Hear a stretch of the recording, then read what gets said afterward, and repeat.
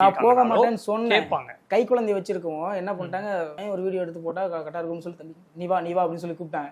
நான் வரலனா அப்படின்னு சொன்னேன், ஆனால் அவங்க சொல்லி கேட்காம போட்டாங்க. போட்டோன்னு அவரு விஜயோட ரசிகர் தொண்டர் அப்படின்னு கை குழந்தை அவர் தான் பேர் இப்படிதான் போட்டேன். அப்புறமே என்ன பண்றதுன்னு சொல்லிட்டு நான் தான் பையனை சேஃபா எடுத்துட்டு வந்துட்டேன்னு சொல்றேன்ல.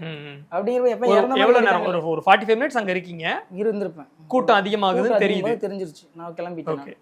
இந்த இங்க பாருங்க, இந்த மாதிரி இது இன்சைட்ல வந்து இறந்தவங்க போட்டோலாம் போட்டுருக்காங்க. இன்சைடு பாருங்க, நானும் என் பையன் போட்டுருக்கோம். ஆனா நானும் என் பையன் உயிரோட தான் இருக்கும். ஆனா என் பையன் இறந்த மாதிரி இந்த மாதிரி முடிஞ்சிருது. சேஃபா கொடுங்க. ஒரு தவப்பனுக்கு தெரியாதா இந்த இடத்துல எப்படி இருக்கணும் அப்படின்னு சொல்லிட்டு கூட்டமா இருக்கு. நான் கூட்டம் வந்துட்டேன்ல, அதை எதுக்கு பேடா கமெண்ட் பண்ணணும், தற்கூறிங்கிறாங்க, என்னென்னமோ பேசுறாங்க. அதெல்லாம் எனக்கு எப்படி இருக்கு, மன உளைச்சலா இது.